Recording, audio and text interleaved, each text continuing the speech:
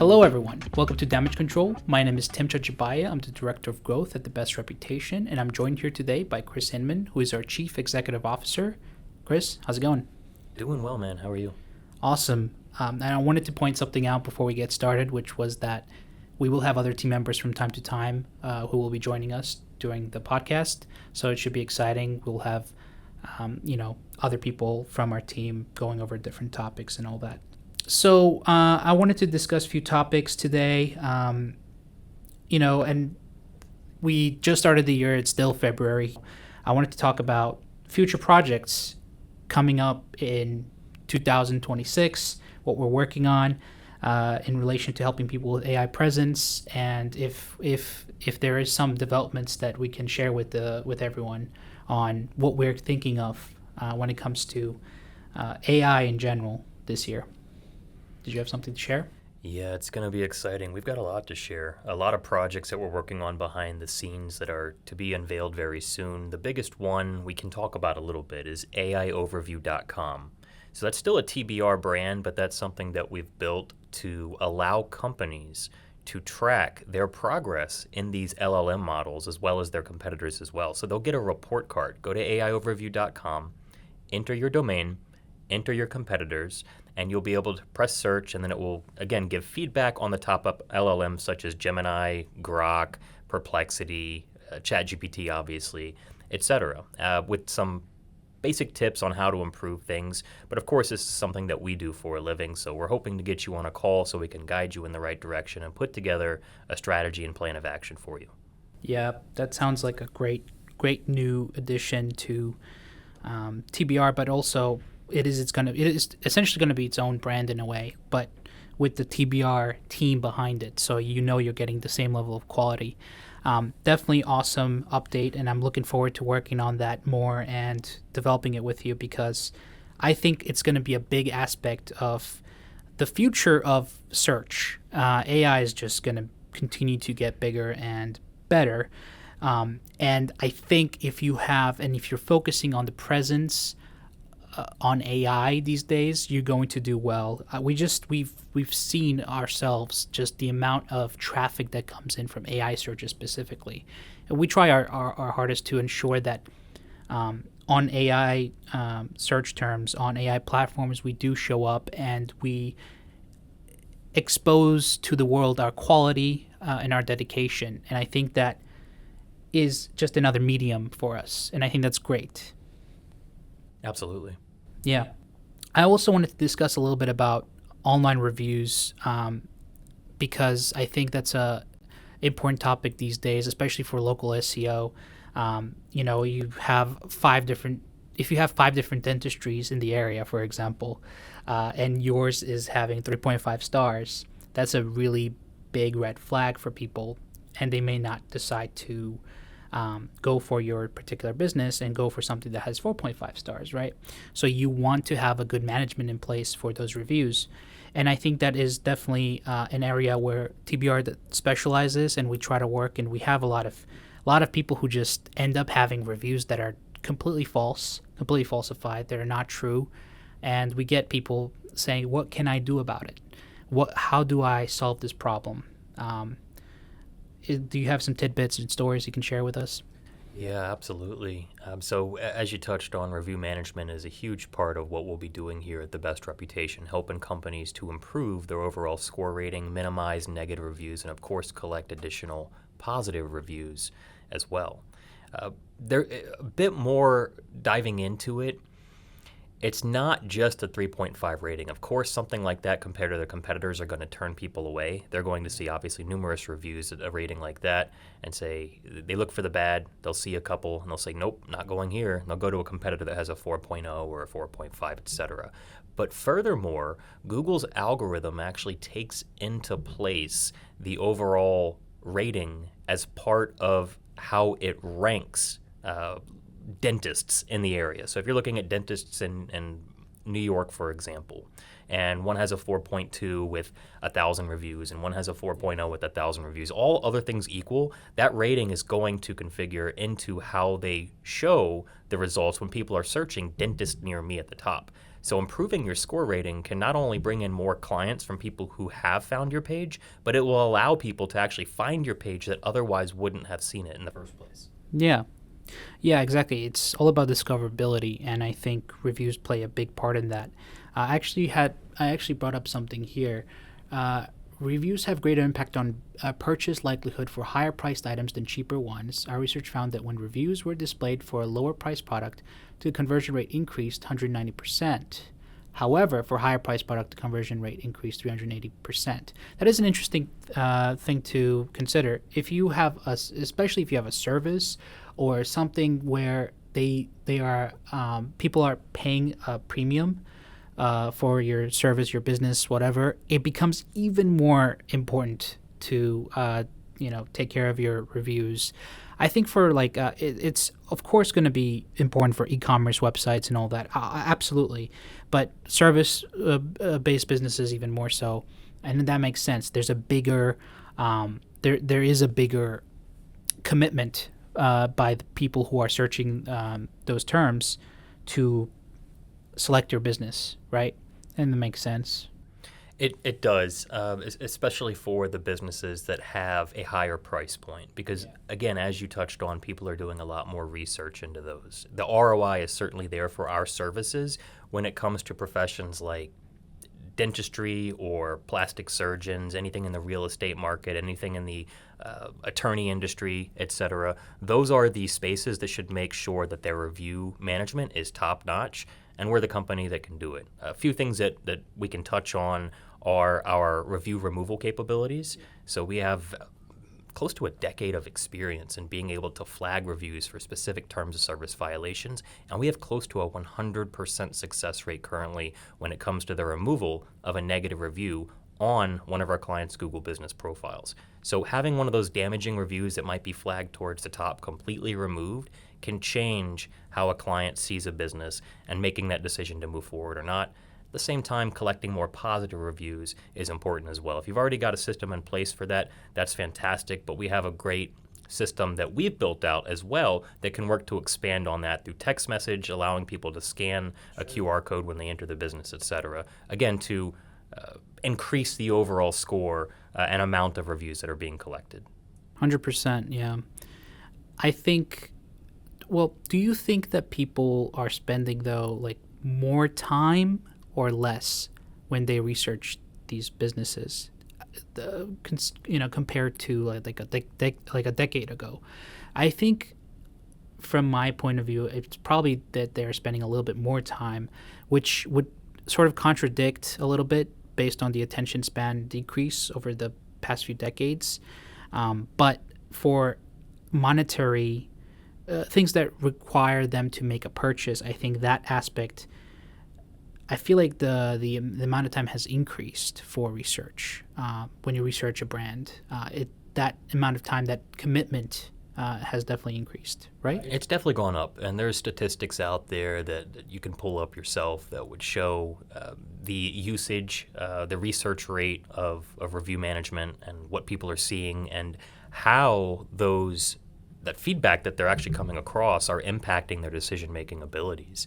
And as you touched on, the more expensive industries are being scrutinized a lot more. One damaging review, you could have 500 positive ones, but you've got that one damaging review from something like a plastic surgeon saying, hey, this guy botched my procedure.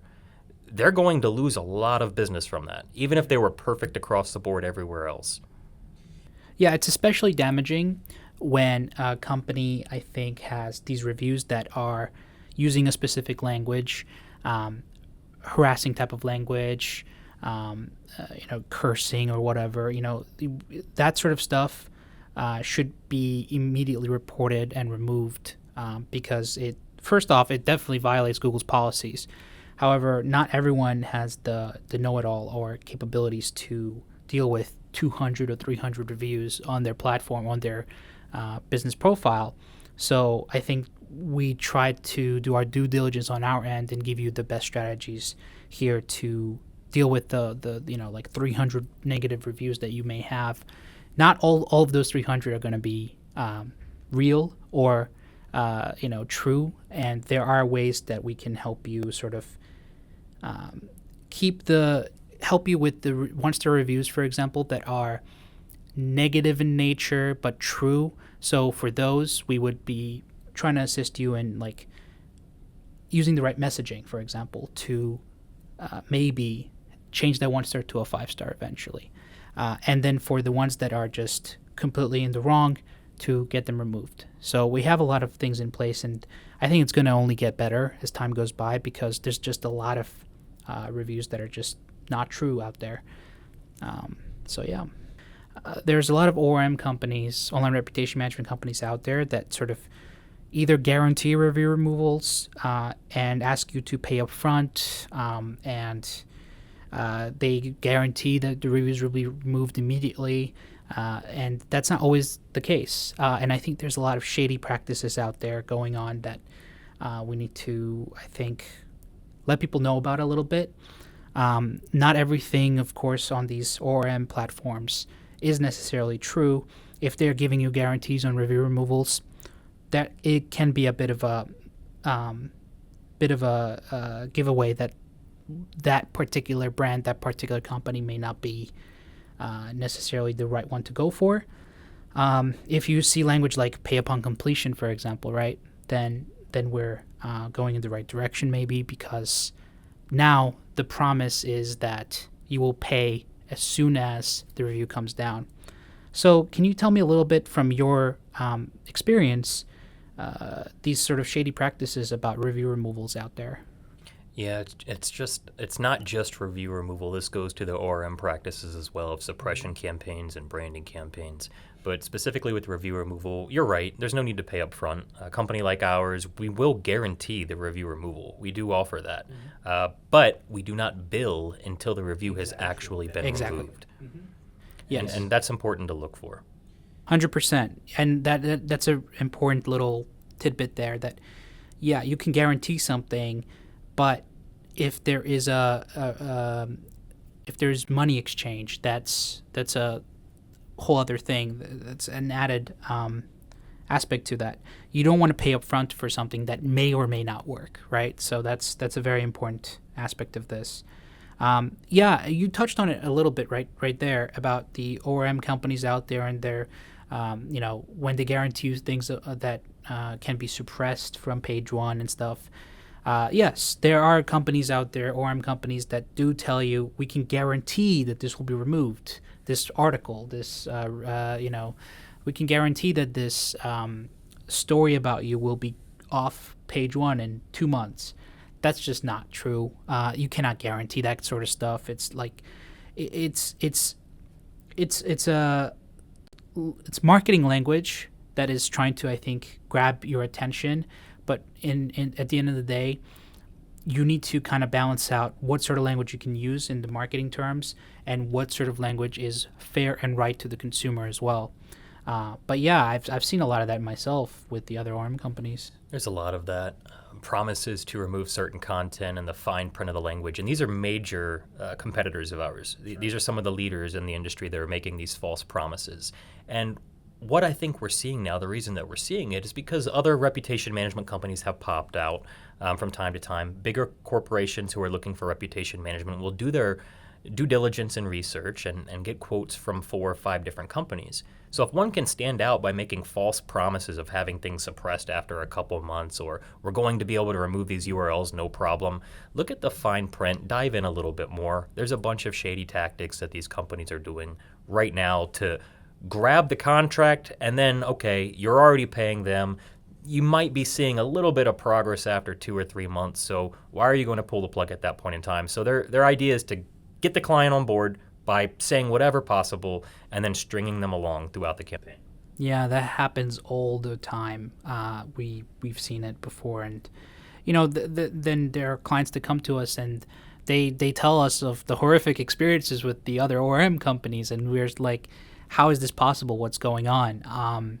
yeah, we definitely try on our end, at least, to, from what I gather and the conversation that I've had with our clients, we always try to give them certain language that tells them that this will be taken care of, this will be fixed. But the internet is, anything can really happen out there. Some content can be suppressed and will be suppressed and will get off page one. And 95% of people are gonna be looking at page one anyway, right?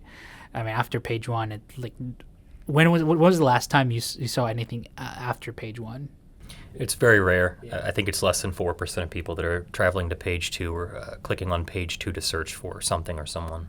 Which is interesting because we just talked about how much more research people do, but the truth, this is something you guys can look up. I wish I actually brought it up, but there's a bunch of research done on this.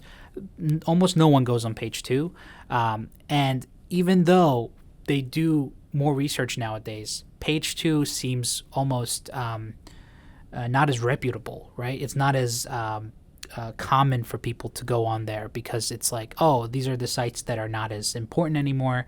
So if you have that negative content on page two, it's still important to talk to us and contact us and figure things out, but it is definitely less of a problem. However, one thing I want to note here that's important is just because something is on page two now doesn't mean that it won't be on page one very soon. So that is an important thing. I think we've had conversations with like clients, for example, where they did say that, oh, we have content on page two, it's not a big deal. So we don't want to pay premium right now. The reality is, a lot of times it's on page two now, but it's a brand new story and it can go on page one very soon, right? And there's other factors to consider there as well. Is there a negative auto-suggest that links those terms? So in other words, if it's your company name and your company name page one is clear, but you have a negative, maybe it's a lawsuit from a couple years ago that's at the top of page two. Mm-hmm. It's not often that simple. You start to type in your company name within the Google search results, as people will do, and you'll see the auto-suggest pop up of lawsuit after your company name. Well, anyone who sees that is going to say, wait, what? Click on that. Yeah. It's going to still lead them to the negative article. And that sends signals to Google that, hey, people eventually wind up here when they start to search the company name. We need to hold this in a higher regard. So if that's done enough, of course, that comes to the top of the search results. And furthermore, even if it didn't, people are still finding the negative link because that auto-suggest exists. And that's an area that we work on for our clients as well. I think people go to auto-suggest almost subconsciously in a way. Like they see something there and they try to look it up without even knowing that it's happening, without even knowing that it's part of the process. But I think it is an important aspect. People do look up stuff on autosuggest, on related searches, and I think you need to have a multi-pronged sort of tactic to approach this. If you have negative content on a really high domain authority page, you have to deal with it in multiple ways. People are going to be searching you up with that negative term, and then all of a sudden, next day or two, autosuggest shows up. You're losing a bunch of business. Things just start to roll down the hill for you, and that's a big problem.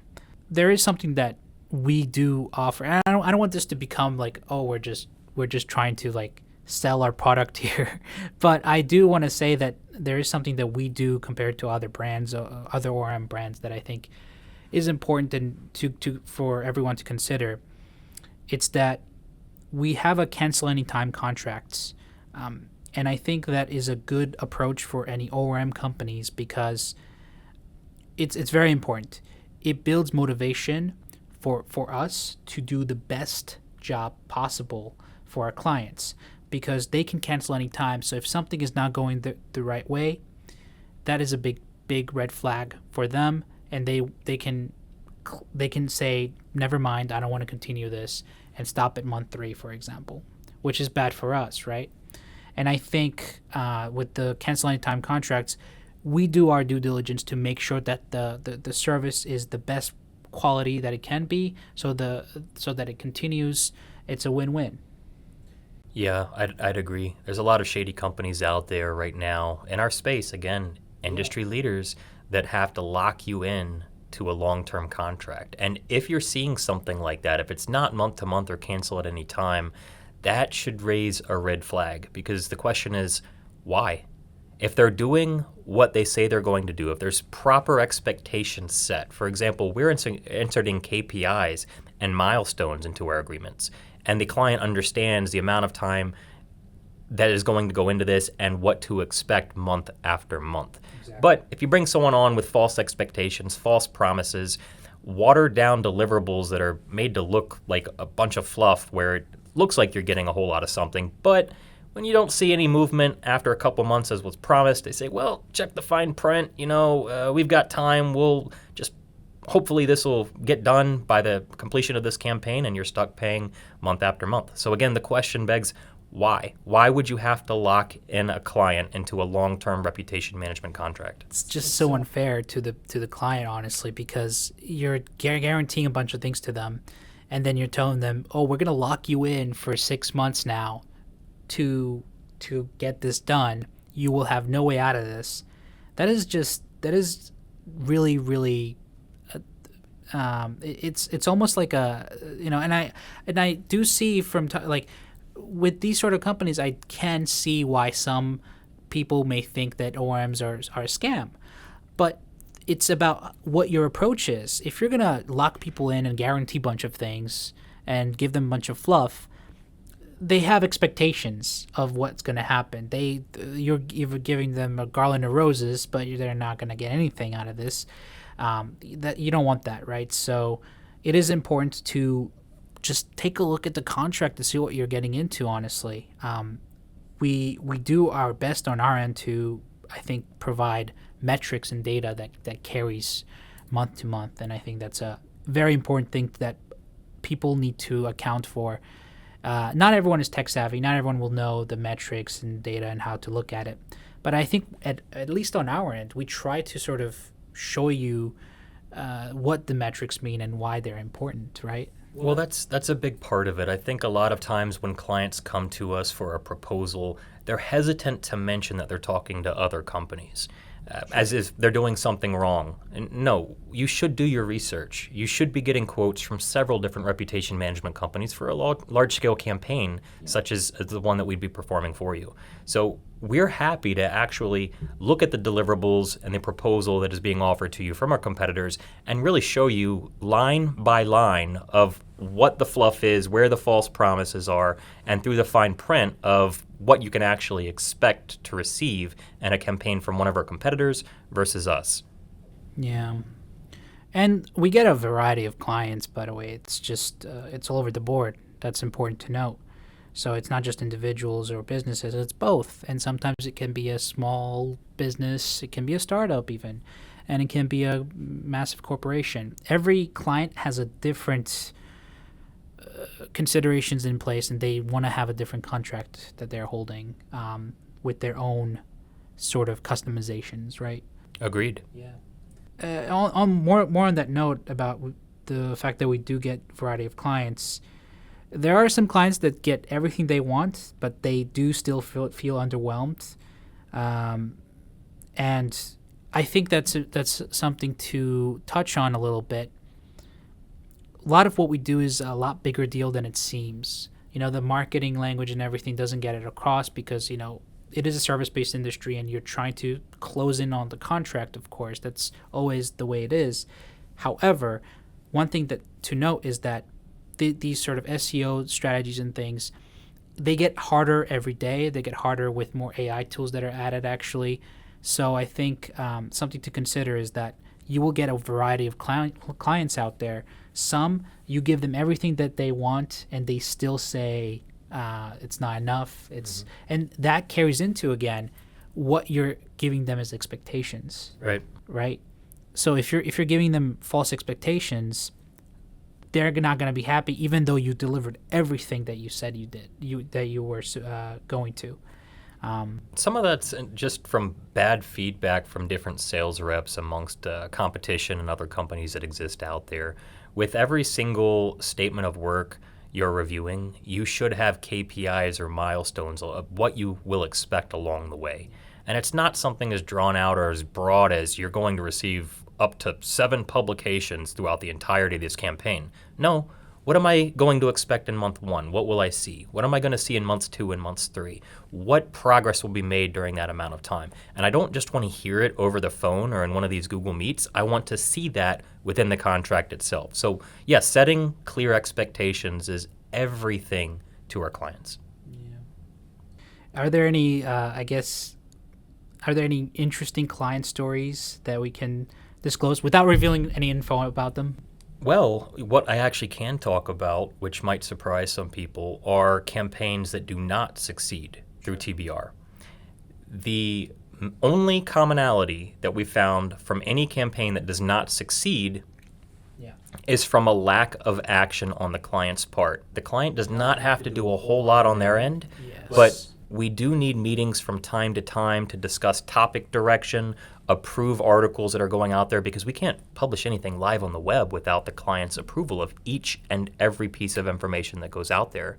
So when clients take weeks and weeks and weeks to come back with a single piece, if at all, and they decline meeting after meeting after meeting, it makes it very difficult for us to do our job. So if you do come to The Best Reputation, you're looking to improve your online reputation, just know there is a little bit of work involved on the client side as well. But again, it's as simple as often reviewing the articles and saying, this looks great, or, hey, you know what, paragraph 3, it's not quite right, it's kind of more like this. And we'll make those changes until we do have it right. And we do have that stamp of approval, so we can continue with our process and our deliverables and get the job accomplished for you. So true, and it's really your future that you're putting in jeopardy if you're not being very specific about what you're looking for. And what you have to share information with us so we can publish the right content. And when you share more details, this is actually very important on the back end of SEO as well. When you share more details, when you have a rich text, rich content out there about yourself or your brand, Google only looks at that even better, because that connects with schema markup and other mechanisms that we have in place to help these tools and AI tools and everything to recognize you properly and to elevate the content that you want elevated and suppress the content that you don't want. You want to separate yourself as much as possible from that false or negative content, and the best way to do that is to create a lot of rich content with a lot of details. Something that is super important for anyone considering ORM services. Yeah, quality is everything, and in addition to probably our top competitor being a watered down or having a watered down type of deliverable, another red flag that should pop up is that their entire campaigns are promised or set up on auto approval. Yeah. Now, this is a big deal because you're an influential figure, or you're a publicly traded company, or you're maybe even just a medium-sized company that people are looking up from time to time. You're going to entrust a company that has no knowledge of who you are or your expertise to just jam out and print content and publish it across the web. That is absolutely the worst thing that you can do for your brand. Every single piece of content at TBR has to be approved by the client, as I mentioned earlier. 100%. That is so important because it speaks to what you're looking for, what you think the language is supposed to be. I think auto approval is a big problem, because if you just put a bunch of content out there with no real association or structures in place that relate to your keywords, that relate to your name, to your brand properly, and speak in that same language, Google is not, Google is going to recognize that and see that. Another factor of that is, I think, AI material. A lot of our competitors post content out there that is, using a lot of AI and utilizing it to a degree where Google actually ends up penalizing you. You have to provide content that is, human written.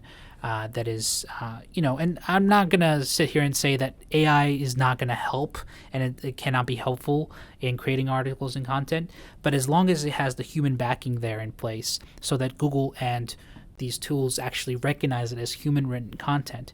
I actually, it's amazing how many companies out there do not care about this, and it's such an important aspect. Well, it saves them money. Yeah. Again, so the deliverables are there. They didn't say it wasn't AI, but the fact that they're so sloppy with it shows that they don't care about the client's success. And you see the dashes. Yes, the EM dashes. And that's just a dead giveaway to Google that, hey, this was written by AI. It's not that popular for typical individuals to use, at least at that usage rate throughout a particular publication. So Google sees that and they're like, hey, this is AI. We're not going to rank it as high. And as a result, it doesn't rank as high and the client's success rate has dropped. Man, it's not even that hard. Like, you don't even have to, you can utilize AI. You can use AI to help you write the articles. Sure, that can be part of the process. But there needs to be a human behind it who is actually creating the content, writing it. And then if you want to reframe things and formulate them differently using AI tools, that's absolutely fine.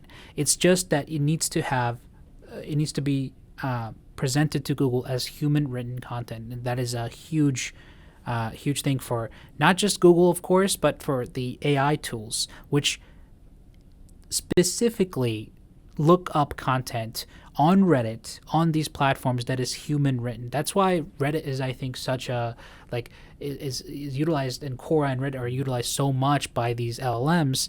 It all has to do with the human written content. If it looks like and acts like human written content, it's going to rank higher. It's going to look better. AI reviews and everything else. Agreed. Yeah. I'll say this, there are a lot of clients who are overjoyed and happy and want to work with us for long term. So the important thing that I wanted to note here is that ORM can be a building block to something even better, like branding and marketing services, right? So and I want to see if you can talk a little bit about this. The idea that once the ORM campaign ends, you can use ORM services for public relations services as well, for marketing services. ORM is just kind of can become sort of an umbrella term that builds onto something better and bigger. And I think that's you're building a really great partnership after those 6 months or after those 12 months. Once that negative stuff is off, you can now use that partnership for greater things like social media content and all that, right? Absolutely. And I'd say a common misconception about this industry is that it's something that you have to do forever. Once it's off of page one, once the heat has died down from it, once we control what is on page one, and that's what people are seeing, that's what people are clicking on, it's very unlikely for the negative on page two to come back up to the surface. However, with that being said, the majority of the clients that work with us see the positive ROI of our efforts of having constant press dripping month over month. That's newer type content that's talking about new news, if you will, that ranks well in the search results. It looks good when a client or customer is validating a brand. They search them online and they see all this recent press. Of course, you're free to stop your campaign. Of course, the negative is suppressed. Again, it's not likely to come back up in the search results, but now people are searching, and the last piece of press that they see for you is when your campaign ended 18 to 24 months ago. Yeah. It's like, well, they don't have any new news in the past couple years. Right. Then they might start digging and go to subsequent pages of Google search results and so on. So there are factors involved that I'd say make it important to continue in some way, shape, or form with advertising, marketing, branding, and publications. Yeah, I would definitely encourage people to at least be on a maintenance basis with a company like TBR or just a business having to do with marketing or PR. I'm not always going to try to toot our own horn here and say we're the only thing out there. But I will say that if you have a good partnership with a great brand, it can last for years. They can help you with social media, PR, marketing, everything. And ORM is kind of that service industry that can pivot to other areas, like AR reviews, which we discussed a little bit ago. So exactly. A whole lot more goes into place with what we do for our client search results than literally just their search results. So I don't want to share too much details about this because it's still in development and stuff. But when do you think we can expect this new AI overviews tool that we're bringing in? Ideally, we're hoping to launch by April 1. So by April 1st, 2026, you should be able to actually go to the domain AIoverview.com. You'll see a TBR company listed there and actually utilize the tool to its full functionality. Of course, we may still be adding things on throughout the year, working to constantly improve that tool, especially as the LLMs update themselves, as AI Overview continues to be tweaked by Google and so on. But you should be able to utilize that tool by April 1, 2026. It's not an April Fool's prank or anything? It is not going to be an April Fool's prank. It is very real. Okay, well, it's April 1st, so, I'd gravitate towards that being but yeah, that sounds great, and I think I am super excited to, work on that myself and help develop that project because, AI Overviews is going to be, I think, a very big deal. It already is, but it's going to be even bigger deal. So yeah, that is pretty much it, Chris. We went over a lot of great topics, I think, today, and yeah, I look forward to having other team members on the podcast soon, and having some more great conversations about marketing and ORM. Chris, thank you very much, and we'll see you soon. Take care. Take care.